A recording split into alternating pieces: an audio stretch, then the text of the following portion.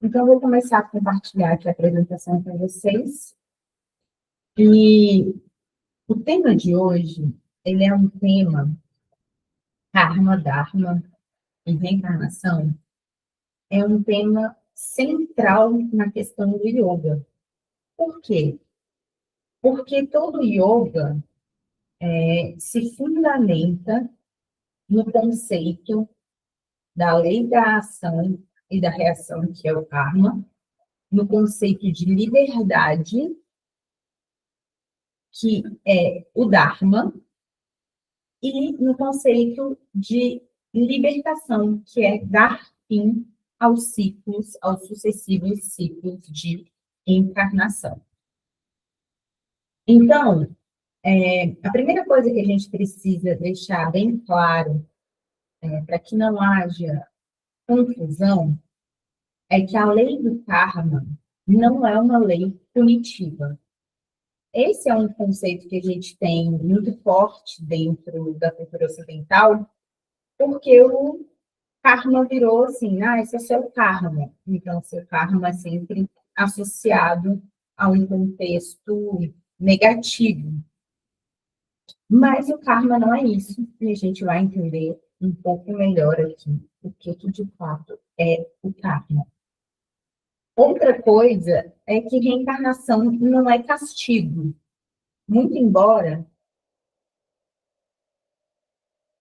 a reencarnação seja o mecanismo pelo qual nós nos mantemos vinculados a uma existência material, uma existência que proporciona sofrimento, é uma existência que tem fim, é uma existência que se deteriora, que é a existência da forma, ela não é castigo. E a gente também vai falar um pouco sobre isso. E o Dharma, diferente do que, por exemplo, eu aprendi na origem, o Dharma não é só uma lei, não é só um código moral, porque em muitos contextos o Dharma é entendido meramente como lei. Mas no contexto do yoga, mas o yoga mais associado ao Vedanta, o yoga mais antigo, no sentido mais associado aos shastras, à literatura, o Dharma, ele significa um fluxo, que acontece independente da nossa vontade. É um alinhamento.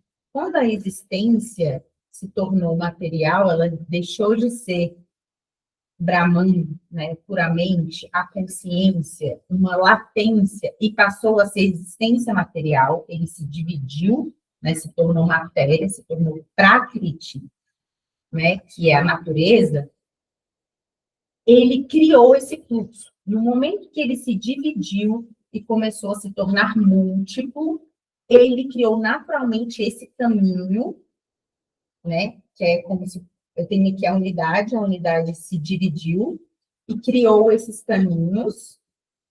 Então, naturalmente, o caminho de volta também passou a existir. No momento que ele criou a divisão, ele criou a possibilidade da unificação. E esse fluxo é o que a gente chama de Dharma. Quando a gente se alinha com Dharma, a gente se alinha com um fluxo que já existe, que é natural. E o yoga, então, nasce como resposta ao sofrimento humano, tá? Sofrimento humano, esse que vem da nossa identificação com a matéria, né? Da nossa percepção de multiplicidade, né? De que somos múltiplos e divididos, separados. Então, vamos entender um pouco melhor isso. Então, a questão fundamental do yoga é qual é o fim da vida humana, né? O fim da vida humana é o fim que acontece quando a gente morre. Se ele fosse o fim da vida humana, estaria resolvido. Mas o que a gente observa, que o yoga entende, é que não, aquilo não é o fim. Quando a vida humana acaba, a vida humana recomeça através do processo de reencarnação. Então, segundo a doutrina do karma, o fim da vida humana, ou digamos assim, a finalidade da vida humana, não é que a gente sinta prazer, não é que a gente tenha sucesso, tá? Não é que nós sejamos bem-sucedidos, porque isso é uma estrutura de muitas faces, né? O sucesso é uma estrutura de muitas faces. E nem todas são completamente verdadeiras. Então, se eu entendo que sucesso é uma pessoa ter bens, ter posses, eu posso atribuir a uma parcela da realidade, a uma coisa que eu vejo, né? Uma figura que eu vejo, por exemplo, uma pessoa muito rica, posso atribuir que essa pessoa teve sucesso. Mas essa pessoa pode estar em sofrimento, ela pode estar vivendo uma vida triste, uma vida deprimida. Então, o fim da vida não é esse. Finalidade, né? Fim com finalidade. O que o yoga diz é que o desafio, a finalidade da nossa vida é a gente se libertar do ciclo. E o ciclo qual é? É essa vida comum que a gente tem, a vida humana. A gente ter ações que geram consequências e que geram um padrão repetitivo. Então, eu tenho uma vida, eu faço, né? Tenho ações, atitudes. Essas ações e atitudes geram consequências. Veja aqui que eu não estou falando de consequências boas ou ruins, e isso é muito importante. A vida, as nossas ações e suas consequências, independentes de boas ou ruins, vão tender a gerar uma repetição e a fazer com que isso vire um ciclo que não acaba.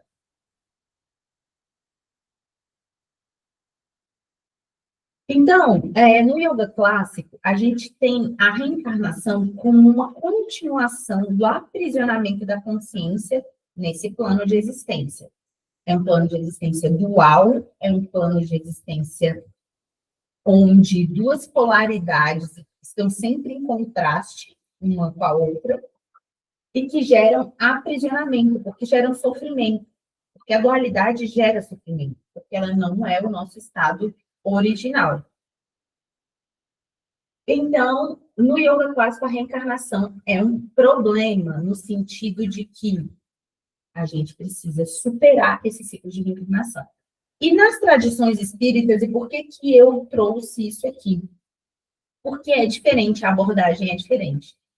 Nas tradições ou doutrinas espíritas, a reencarnação é um processo educativo da alma. São múltiplas existências como escola evolutiva. E aí você vai falar, nossa, Jéssica, por que que a visão do yoga é tão negativa, no sentido de que, nossa, se a visão espírita é de um processo educativo, por que que a visão do yoga é tão negativa? Porque o yoga, ele não se interessa pelo processo de reencarnação, em entender detalhes do processo de reencarnação, nem desse processo educativo da alma. Ele entende que dar fim a isso é o que vai dar fim ao sofrimento.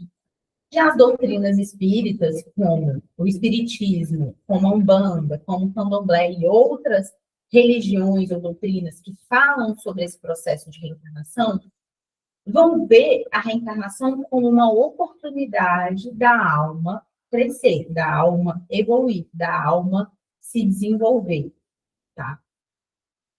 Então, são duas abordagens diferentes para o mesmo fenômeno e uma não invalida a outra.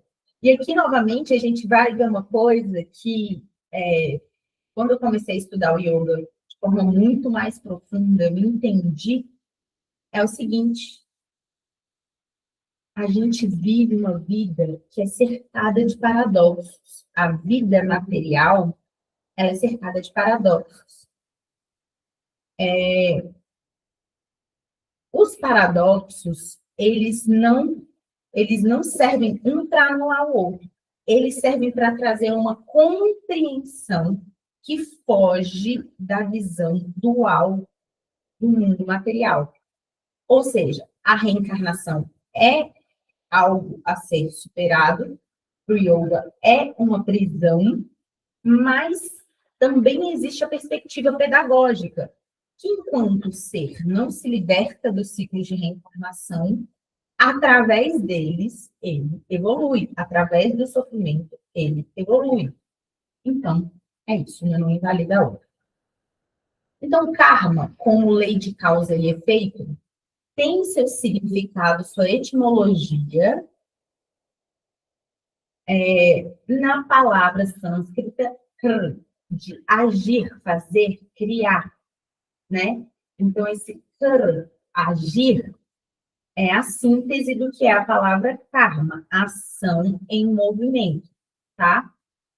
E como a gente entende? Como um processo que se retroalimenta, e não como uma sentença definitiva. Então, karma é isso, porque isso é seu, toma, e você nunca vai ser capaz de fazer nada a respeito, nada para mudar isso. Não.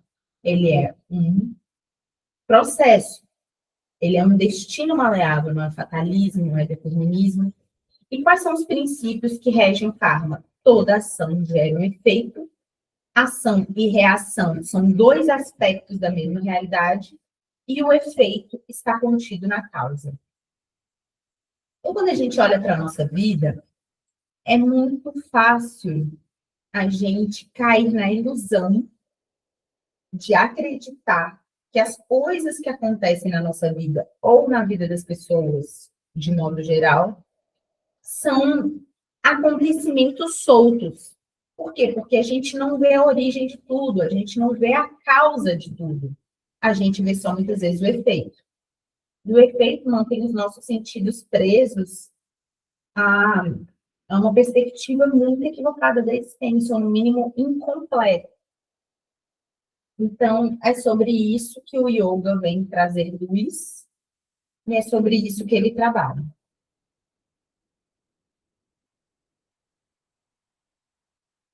Seguindo, a mecânica do karma. Então, o karma funciona como? A ação, qualquer ação que a gente tenha. E aí é importante a gente conseguir entender a ação como algo maior que um simples ato em si, né? Sei lá, comer é uma ação, correr é uma ação. Aí a gente tem que estender isso para a percepção de que pensar é uma ação, de que sentir também é uma ação, para a gente entender esse conceito de forma correta. Então, toda ação gera um resultado kármico. E esse resultado kármico, ele gera samskaras, que são impressões mentais. Essas impressões, elas são pequenos veios de consciência, fluxos de energia, que vão se aprofundando toda vez que são repetidos, todas as vezes que são reforçados pelo mesmo comportamento, pela mesma ação.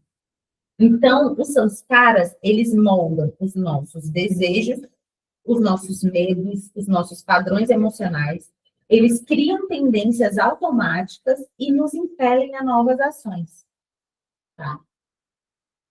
Então, essa fórmula, a ação gera uma impressão, essa impressão, ao longo do tempo, gera uma tendência, e essa tendência, ela reforça uma nova ação ou uma ação igual. Isso acaba virando um ciclo, muitas vezes, difícil de sair. Por quê? Porque ele vai ficando cada vez mais automático, ele vai ficando cada vez mais natural. Ele vira um fluxo de energia que muitas vezes você não tem que pensar, você não racionaliza, você realmente segue sem ter tanta consciência.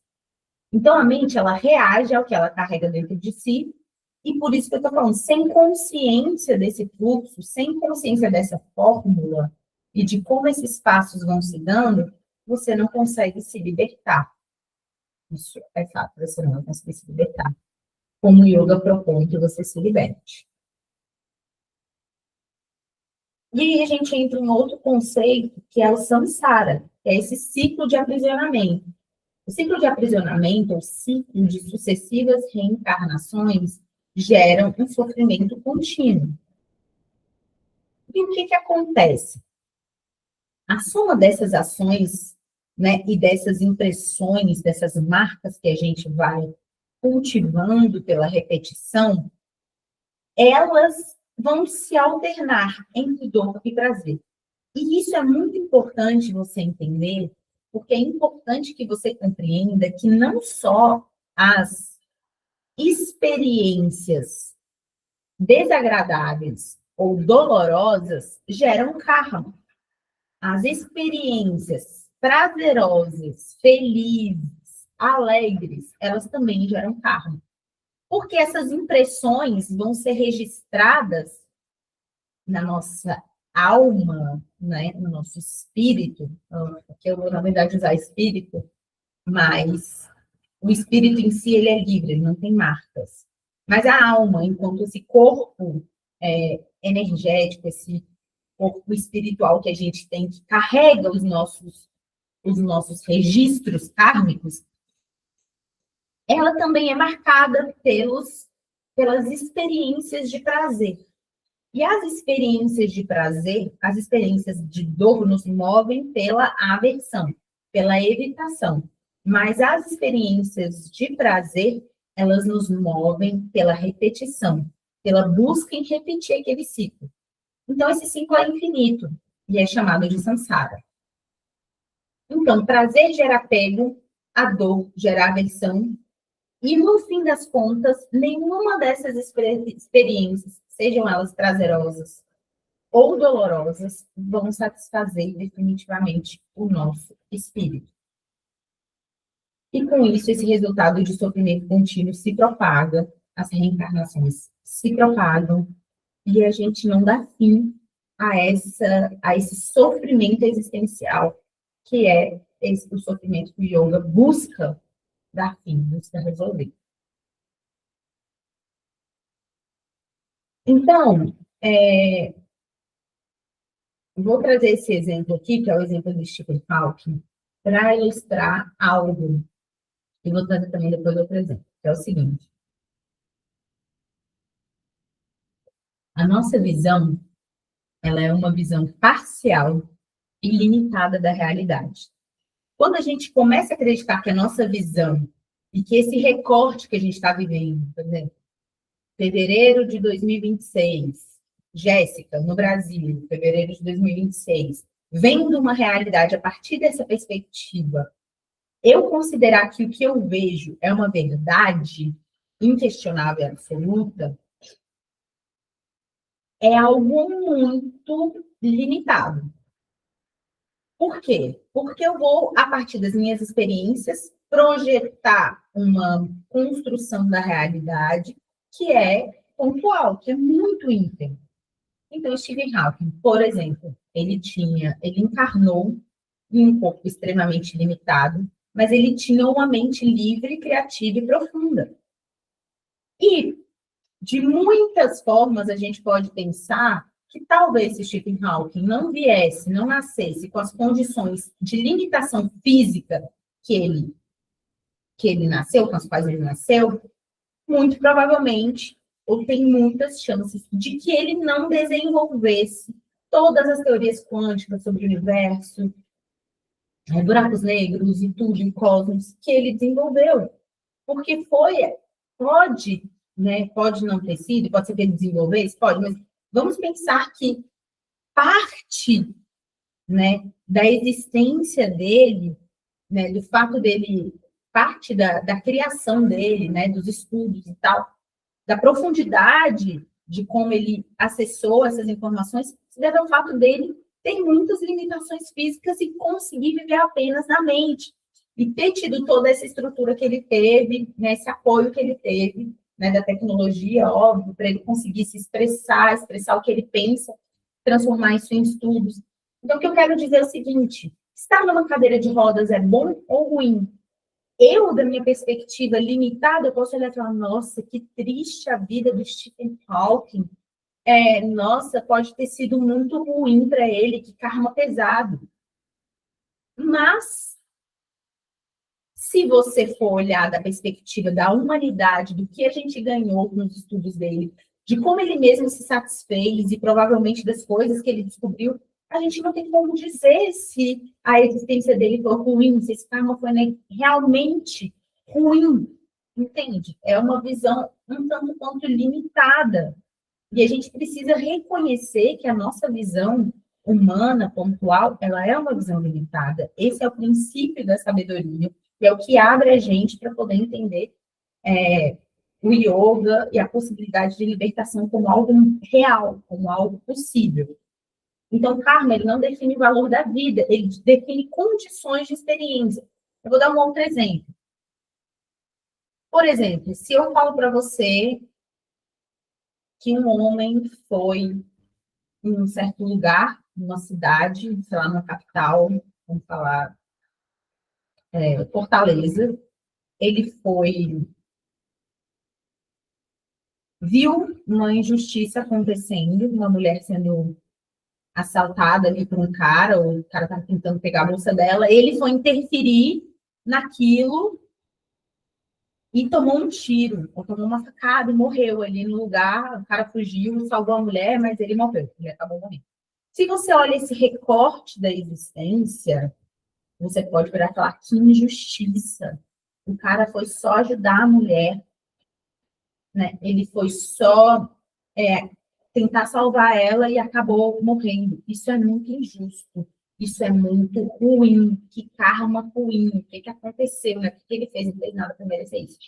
Mas se eu tivesse a visão mais ampla e pudesse te falar assim, olha, mas em outra vida, na vida anterior, esse homem que morreu, esse homem que foi assassinado, ele, vou dar um exemplo meio pesado, gente, mas deve ser entender. Ele matou a filha desse bandido. Esse bandido tinha uma filha, ele não era um bandido, na verdade, ele era uma pessoa normal, ele era um trabalhador, ele batalhava muito para conseguir as coisas dele, ele tinha uma filha e esse cara matou. A sua visão de injustiça mudaria, porque ela extrapolaria essa perspectiva pontual, né, específica e muito particular, que é a sua visão ali do acontecimento nesse tempo e espaço. O Dharma, o que é esse Dharma? O Dharma, como eu disse, ele é um fluxo. Ele é o eixo esquecido. O que é esse eixo esquecido? É esse eixo onde a unidade existe em plenitude e ela se dividiu para se experimentar diferente de si mesma, só que ela nunca deixou de ser o que ela é. Então, ela criou um fluxo e a possibilidade automaticamente de retorno para essa unidade.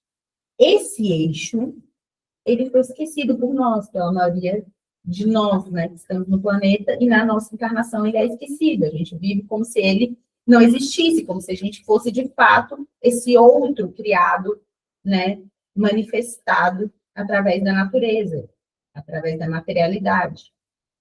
Então, assim, o que o Dharma não é? Ele não é uma obrigação moral, ele não te impõe condutas morais, tá? Principalmente porque a moral ela é relativa a local, tempo, espaço, e tudo isso não é Dharma. Ela não é uma regra externa, não existe uma regra externa que defina o Dharma. E não é uma imposição de conduta, você tem que agir assim, não tem que agir assado. Isso é o que as religiões fazem, as doutrinas fazem.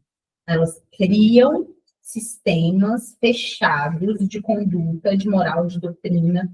É isso que a cultura faz, a cultura cria certas regras morais, né, associadas a um tempo, a uma mentalidade, a uma cultura, a um local, a uma etnia, a um tipo, até a religiões mesmo, porque tem culturas muito associadas a religiões, né? A religião e a cultura ali, a identidade étnica estão muito juntas. Mas o Dharma não é nada disso. Então, o que o Dharma é? É um alinhamento de você com a sua própria natureza. E talvez uma natureza que você desconheça, porque a gente está falando da natureza real, e a natureza real ela é desconhecida pela maioria dos seres humanos. Ela é uma. E aí, o que esse Dharma ele traz? Não é uma regra moral, não é uma obrigação, uma forma de agir. Ele traz uma coerência. E a coerência é algo que a gente tem que entender, porque a coerência ela vai ser diferente para cada ser humano, mas ela vai existir para todos os seres humanos. Por exemplo, um ser humano pode ser coerente por conta das condições nas quais ele nasceu, nas quais ele se cresceu e se desenvolveu, para ele pode ser coerente que uma pessoa que não ajuda o próximo, não doa dinheiro, não faz caridade, seja uma pessoa não tão boa. Sim, então, sei lá, ele foi criado de um jeito que a caridade para ele é importante. Isso na doutrina espírita, por exemplo, é algo muito forte. Eles acreditam fortemente que um ato de coerência, de integridade natural, né, que te reconecta com o natural, é você ser caridoso. Se você tem, você serve, certo? Foi isso que Jesus fez. Então, algumas pessoas vão ter isso muito forte na cabeça, enquanto tem outras pessoas que acham que não, que a caridade não é necessariamente a conduta mais importante, que o mais importante é você ser verdadeiro. E a natureza daquele ser humano, o espírito dele, vai impelir ele, a partir dessa perspectiva individual que ele é, a ser uma pessoa verdadeira, porque isso faz parte do dharma dele, faz parte da natureza. Então, uma verdade interna. Cada ser humano vai vir com a sua verdade interna. Por isso que não dá para colocar o dharma dentro de uma regra moral. Ele vai funcionar de um jeito para cada um. Por exemplo, vai ter gente que vai achar que parte da minha coerência é nunca beber, é nunca tomar uma gota de álcool, que isso é totalmente contra a minha natureza. Mas vai ter gente que acha que beber é tranquilo, que isso não é um problema, que, na verdade, ser grosso, ser mal educado, brigar, arranjar confusão, trair, entende? Então, é mais ou menos isso. O karma, ele responde ao que a gente faz, e o dharma orienta como e por que você faz o que você faz. O Dharma, ele é um fluxo de coerência entre ação, consciência e verdade interna. É isso. Não tem como ficar melhor que isso. Mas é complexo, tá, gente? É complexo, porque você nunca vai entender o Dharma do outro. Nunca. O único Dharma que você está autorizado a compreender é o seu próprio. Sua Dharma, né? A gente chama isso de sua Dharma. Então, karma sem dharma. Vamos pensar. Ação sem coerência, sem alinhamento, gera repetição, confusão e sofrimento. Mesmo as boas ações, sem clareza, sem consciência, vão gerar apego. Ou, né, sofrimento, porque o apego gera sofrimento. Então, conclusão, karma sem dharma mantém o samsara. Karma, ação sem coerência, sem clareza, sem consciência, sustenta os sucessivos ciclos de reencarnação. Já o karma com dharma, o karma com consciência, ação com consciência, ação com alinhamento, ação com coerência, ela reduz novos sanskaras, ela reduz as impressões, né, sobre o nosso espírito, sobre a nossa mente, ela gera aprendizados reais e amadurece a nossa consciência. Então, o karma com dharma é esse exercício constante, 24 horas por dia, interessado, volitivo, de se observar e de observar se está havendo dentro da sua ação, dentro da sua conduta, coerência entre aquilo que você acredita, que você sabe que é correto, e aquilo que você faz. Então, no Espiritismo e nas tradições espíritas, a gente tem muito a questão de moral, né? Ou seja, o aprendizado ele vem com uma noção muito aglutinada com a moral. Reparação consciente, ou seja, eu fiz algo ruim, eu preciso reparar isso, eu preciso pedir desculpa, eu preciso ser mais caridosa, eu preciso... E essa noção de evolução espiritual. No yoga, a única coisa que a gente quer, esquece tudo isso. A gente quer um meio de cessar o ciclo de sucessivas reencarnações. A gente quer um meio de encerrar o ciclo de renascimento, samsara, né? As reencarnações, sucessivas reencarnações, basicamente. É isso. E qual é o desafio humano fundamental? Se toda ação gera karma, e se todo karma gera renascimento, nós estamos condenados a reencarnar, a repetir, a ser mais do mesmo? E a tradição do yoga é clara, responde: não existe uma forma de se libertar. E essa libertação é moksha, né? Em sânscrito ela se chama moksha. Então, vamos aos tipos de karma. Segundo Patanjali, ele descreve 3 tipos de karma. Patanjali descreve 3 tipos de karma. Samchita, que é o karma acumulado, ou seja, é uma bagagem que você já tem, porque você viveu muitas vidas, de muitas formas, em muitos corpos diferentes, você tem já muito karma acumulado. Pradabha, Prarabdha, eu sou aqui, Prarabdha, que é o karma manifestado, é o karma que você já criou, já condicionou, né? É o karma que você nessa vida já efetivou, ele é o karma efetivado. E Kriyamana é o karma em criação. Ele está em criação, mas ele ainda não é manifestado. O manifestado é o que você vive. E o em criação é o que você vai viver no futuro, tá? E aí a metáfora de apoio para a gente entender isso é a metáfora do arqueiro. Vamos lá. Então, o arqueiro ele simboliza a nossa consciência. É aquele que segura o arco e que é capaz de observar. Qual é a flecha? Estou puxando com muita força, com pouca força. Onde eu estou mirando, tá? O arco é a nossa vontade. O arco é a ação mesmo em si. O arco é aquilo que faz o karma ser lançado. E as flechas são karma. As flechas são essa energia que carrega a particularidade da sua individualidade ali, a particularidade do seu dharma, né? Do que você está fazendo ali, da sua existência pontual e individual naquele momento. E cada estágio da flecha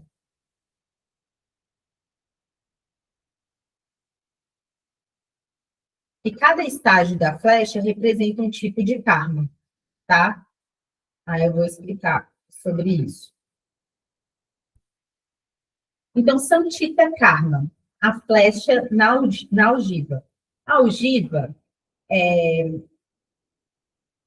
o cesto, onde tem todas as flechas do arqueiro, tá? É um karma acumulado e ainda não manifestado. Ou seja, ele é um karma que você trouxe. É um reservatório de todas as suas ações passadas, das suas vidas anteriores, que ainda não produziram efeitos na sua vida atual. Eles estão ali, prontos para serem lançados. Já existem, né, numa condição latente ali dentro da sua algiva. Mas eles ainda não foram lançados, então eles ainda não produziram seus efeitos. É um karma já criado, não manifestado, é um reservatório, e ele pode ou não se atualizar. Isso é o mais importante. Ele pode ou não se atualizar, ele pode mudar de natureza, ele pode se atenuar, ele pode mudar de direção. Então, através da prática consciente, a gente pode, inclusive, eliminar esse estoque. Eu posso pegar flechas e literalmente quebrar essas flechas e falar: esse karma não tem mais poder e não será mais manifestado nessa existência. O arqueiro pode fazer isso, a consciência pode fazer isso. Prarabdha karma, a flecha lançada. O conceito desse tipo de karma é a flecha que eu coloquei no arco e soltei. Ela já está em movimento, ela já foi lançada, ela não pode ser recolhida, ela não pode ser quebrada, ela já vai produzir os seus frutos. Ela tem uma direção, ela vai chegar nessa direção e ela vai produzir os seus frutos, tá? Você não tem como evitar esse karma, você tem que assimilar, entender, aceitar. Esse tipo de karma é o karma que você aceita. Então, vamos dar um exemplo. A família que você nasce é uma flecha lançada. O seu gênero, o seu corpo, a sua cultura, são karmas que você não muda. Você sequer teve a possibilidade de mudar, tá? Se você nasceu com uma deficiência, se você já nasceu manifestando alguma doença, alguma dificuldade, tudo isso que é muito inicial ali na nossa vida, das condições de nascimento, são prarabdha karma, são karmas manifestados. Ele precisa ser vivido, integrado e assimilado no seu aprendizado de consciência. Por isso que muitas vezes a gente não entende, nossa, mas ele é tão bebê, nasceu com câncer. Gente, eu não estou falando que isso é bom. Eu morro de dó, eu tenho também, me compadeço das situações de miséria, de sofrimento, de pessoas que nascem em locais de guerra, já nascem numa família completamente destruída, nascem com doença, nascem com deficiência. É realmente triste ver isso, ver o sofrimento do outro. Não estou falando, mas eu estou trazendo uma luz que é capaz de trazer conforto para os nossos corações. Esse é um karma da pessoa. A pessoa, de alguma forma, ela tem está alinhado com o caminho dela, com o dharma dela passar por aquilo. Ela tem aprendizados para recolher daquela experiência. Então, a gente não entende. Lembra sempre, você é um fragmento, você é um ponto, é uma referência específica no universo, olhando a vida. A verdade, ela envolve coisas que a gente não consegue ver nessa existência, tá? Mas que a consciência consegue acessar. Ela consegue, através de outros mecanismos. Não é dos nossos olhos materiais, não é com nossos ouvidos materiais, não é com a leitura de um livro, não é com um jornal.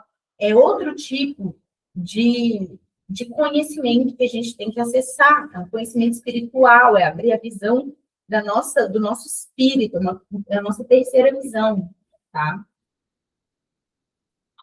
E o terceiro tipo de karma é a flecha no ar.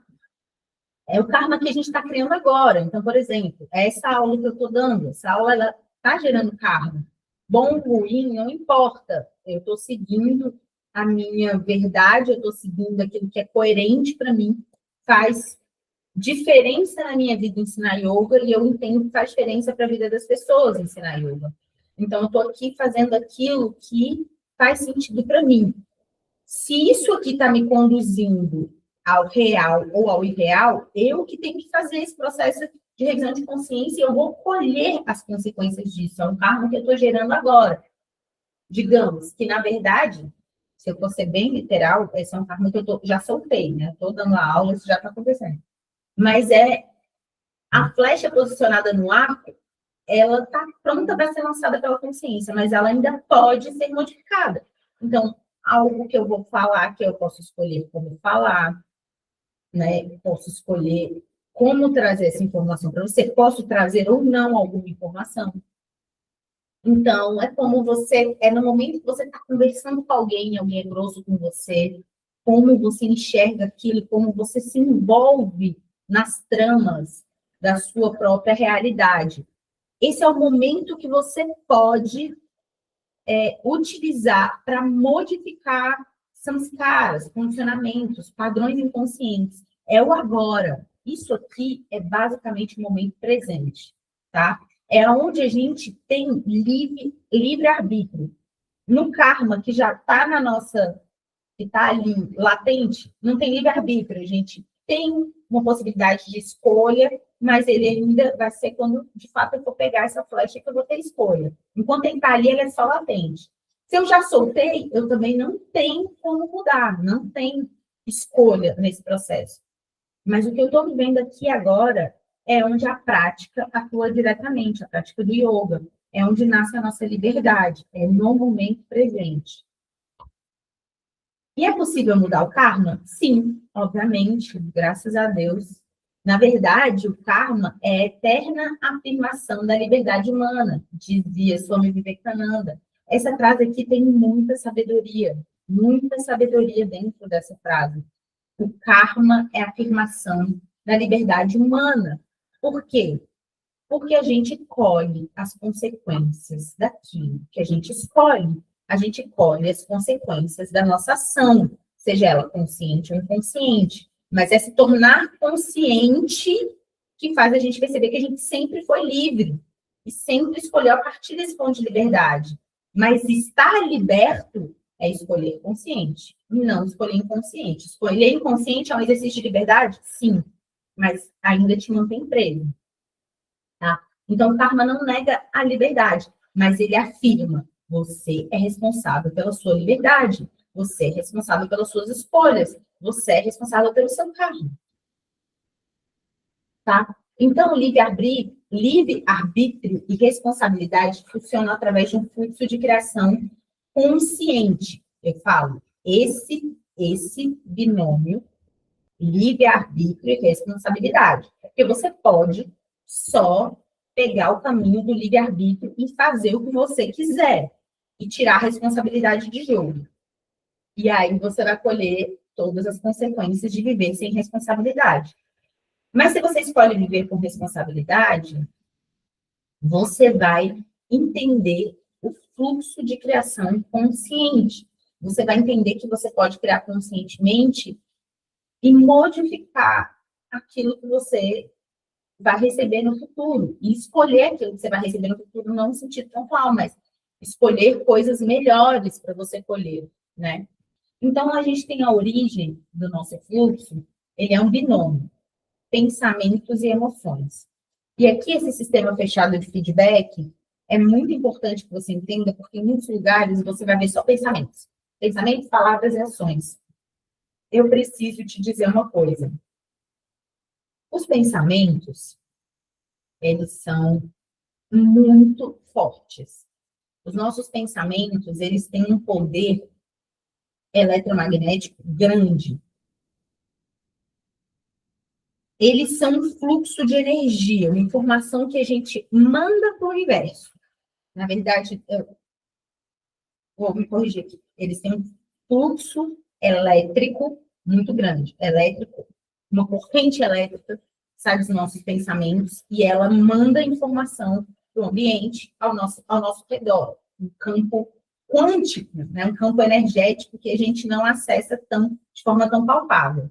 Mas os nossos pensamentos geram karma. Só que, obviamente, eu pensar que eu queria matar uma pessoa, que eu estou com raiva dessa pessoa, pensar que essa pessoa, que eu gostaria que essa pessoa morresse, não é a mesma coisa de ir lá e matar. Óbvio que não, porque a ação, ela é a manifestação real, ela é uma consumação, ela é algo que eu não corrijo, ela é o karma lançado. Então, no pensamento, eu posso pensar, eu gostaria de matar essa pessoa é horrível, ela podia não existir. Só que tem uma questão sobre o pensamento. O pensamento, ele nunca é inofensivo. Você pode achar que ele é inofensivo, mas ele nunca é inofensivo. Porque um pensamento, ele é uma corrente elétrica, ele tem também um magnetismo e ele vai atrair outros pensamentos compatíveis com ele mesmo. Então, eu quero matar essa pessoa não merece viver, essa pessoa é muito chata, essa pessoa vamos pensar, essa pessoa não fez alguma coisa que eu não gostei, ou fez alguma coisa que eu não gostei para as pessoas, ela não é uma pessoa digna de viver. E aí eu vou criando um aglutinado de pensamentos que têm a mesma frequência. Beleza. Só que o mais importante sobre os pensamentos não é os pensamentos, não são só os pensamentos em si. É que eles vão criando um corpo emocional. E o corpo emocional que você cria através da sequência de pensamentos que você vai cultivando, eles atraem seu karma. O que atrai o seu karma é o que você sente. E não pense que você pode conseguir ter pensamento sem sentimento. Isso, na verdade, é um exercício do yoga. A gente aprender a não dar tanta importância para os nossos pensamentos. Por quê? Porque a sua mente foi feita para pensar. Ela nunca vai parar de pensar. Só que você, como observador do seu pensamento, como alguém que não é os seus pensamentos e pode observá-los, pode não querer se identificar. Mas se você olhar para os seus pensamentos e começar a dar validade para os seus pensamentos, para todos eles, bons e ruins, mas vamos pensar nos ruins. Você começa a dar validade para uma sequência de pensamentos. Esses pensamentos vão começar a gerar em você um corpo emocional. E aí, essa emoção, ela tem uma frequência eletromagnética muito mais alta do que os seus pensamentos. Isso é comprovado na neurociência, que já mediu, por exemplo, o campo eletromagnético do coração. Ele é, sei lá, 50 vezes, eu tenho essa informação aqui, mas assim, são muitas vezes maior que o campo eletromagnético da mente. Tem muito mais potência. Tanto é que as pessoas, quando elas ficam emocionalizadas, elas falam, eu fiquei cega. Vocês já ouviram esse termo? Já ouviram essa analogia? Eu fiquei cega. Por quê? Porque a emoção, ela cega. A emoção é aquilo que te arrebata, ela te leva de você e faz você não conseguir nem pensar mais, racionalizar. Então, entenda, esse sistema fechado de feedback, pensamento e emoção, é muito importante que você entenda. Porque quando você começar a ter um pensamento que você não quer ter, você precisa interromper o quanto antes. Antes de gerar um aglutinamento de pensamentos tão grande sobre aquela ideia, que te leve a uma emoção negativa, que te leve a palavras negativas e ações negativas. Porque aí, quando você lança palavras e lança ações, quando você fica cego pelas emoções, é quando você cria o karma. E o karma vai, que nem uma flecha, e não volta mais. Você vai ter que colher as ações daquele karma. Você vai ter que colher os efeitos, né, das suas escolhas. Então, nós criamos a nós mesmos a cada instante. Uma visão védica profunda, né, tá nesse texto, Satapatha Brahmana, é que o ser humano nasce moldado por si mesmo. Então, essa ideia de que Deus molda a sua vida e você nasceu aqui porque Deus quis que você nascesse nesse lugar, que vai ser esse gênero, isso não é uma verdade, tá? Isso é uma ilusão. Então, tudo aquilo que você é e o seu futuro não é fixo, tá? Isso pode ser transformado por um ato da sua vontade. E como a gente pode mitigar o karma já manifestado? Jéssica, então, eu fui lá, falei a merda, tipo assim, fiquei cega de raiva, já aconteceu comigo, já aconteceu com todo mundo. Fiquei cega de raiva, falei o que não devia, fiz o que não devia, não tem mais jeito? Tem. E a gente tem as formas de mitigar. Não é que ele vai acabar. O karma, você tem que colher os frutos do seu karma. Mas quando você já lançou, tem coisas que podem atenuar, diluir a consequência kármica das suas ações. Primeira delas, meditação. Gente, a meditação é poderosíssima, porque a meditação é o exercício de não validar pensamentos, é o exercício de se separar dos seus pensamentos e compreender sua real natureza. Sendo assim, se você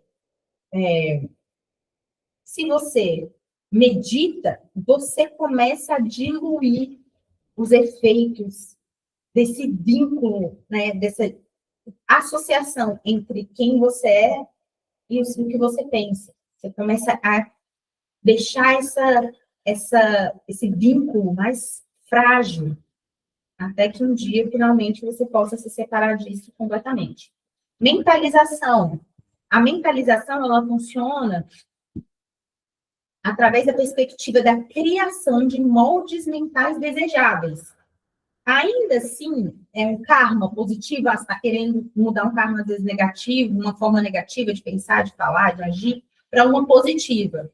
Mas, pelo menos, é mais prazerosa. Então, a mentalização, e também, de qualquer forma, ela não só pela condição de prazer, de satisfação que ela pode te gerar, mas pela noção de reeducação mesmo, de que você tem capacidade de moldar algo. Então, quando você mentaliza, você cria uma visão de futuro diferente do presente que você tem hoje, você cria uma noção de que você pode pensar diferente, de que você pode agir diferente, que o seu futuro pode ser diferente, isso cria uma mudança aqui e agora, no seu sistema, na sua fisiologia, nas suas sinapses, tá? Na sua forma de ver o mundo.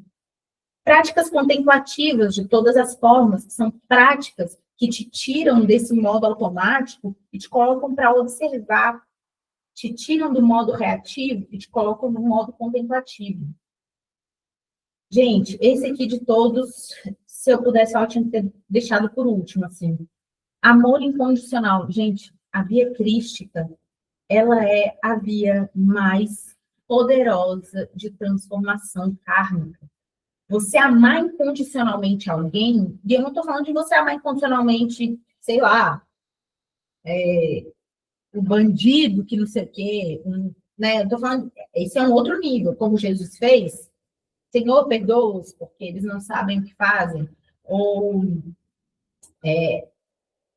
se baterem uma face, dê a outra. Esse amor crístico, a gente talvez vai precisar de muitas vidas para conquistar, né? A gente vai precisar evoluir muito para conquistar. Mas quando eu falo amor incondicional, eu estou falando, por exemplo, você amar seu filho incondicionalmente. Você amar seu marido, amar pessoas que você escolheu ter na sua vida incondicionalmente. Esse exercício, você vai ver, não é fácil, né? Você não consegue amar quem você ama incondicionalmente, que dirá quem você não ama. Mas o exercício de ter esse amor incondicional pelas pessoas que você escolhe ter na sua vida, pelos seus afetos, também é muito difícil, mas é muito transformador. Serviço e ação altruísta. Cara, serviço e ação altruísta é outra forma de você conseguir mitigar o karma, né? Então, assim, quando o ego, o que a gente vê? Quando o ego vai se dissolvendo, o sofrimento diminui. Quanto menos você dá força para que a sua visão pontual, né, particular e ínfima da realidade coloque todas as suas verdades como absolutas, o seu sofrimento diminui. A sua vida fica mais feliz, você se aproxima de Deus, dessa consciência una, indivisível. Então, vamos fazer tração paralela aqui de novo entre o yoga e as tradições espíritas, como o espiritismo, candomblé, umbanda e dentre outras.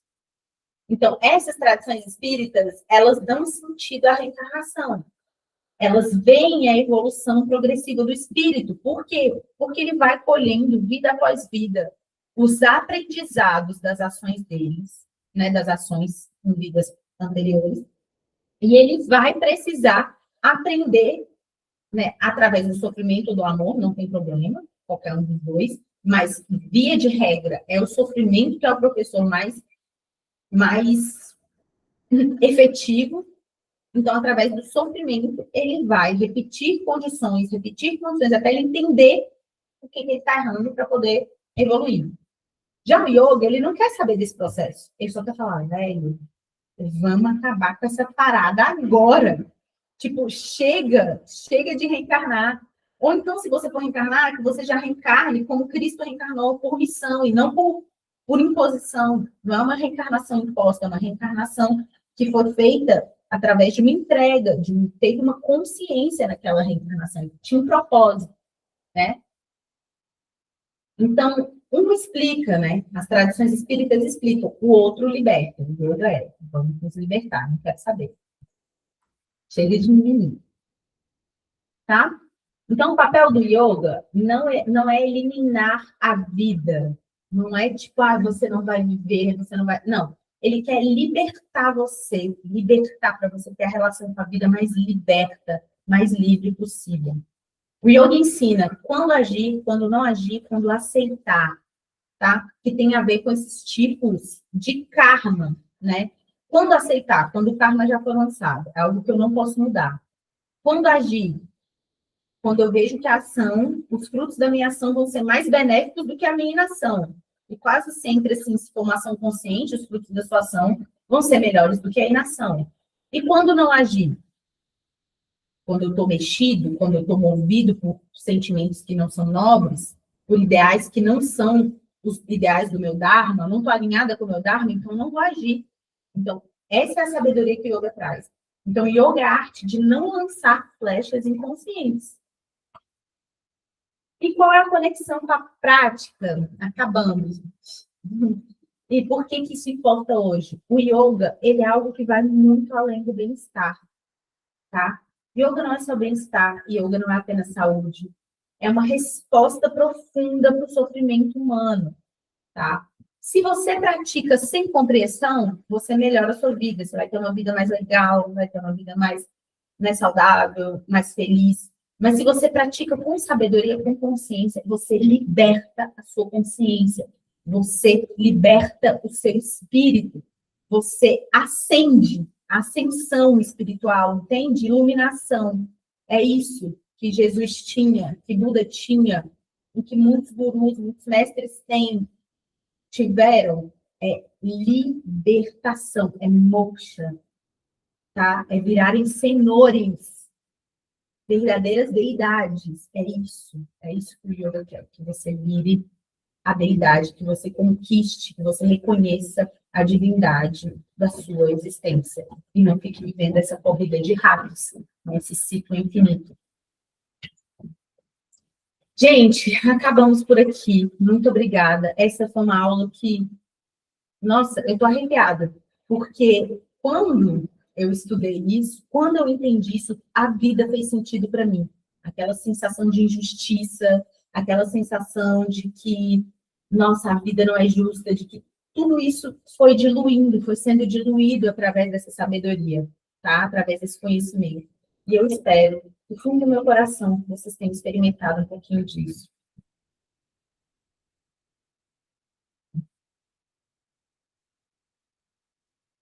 Assim na vida como na prática. Ariel.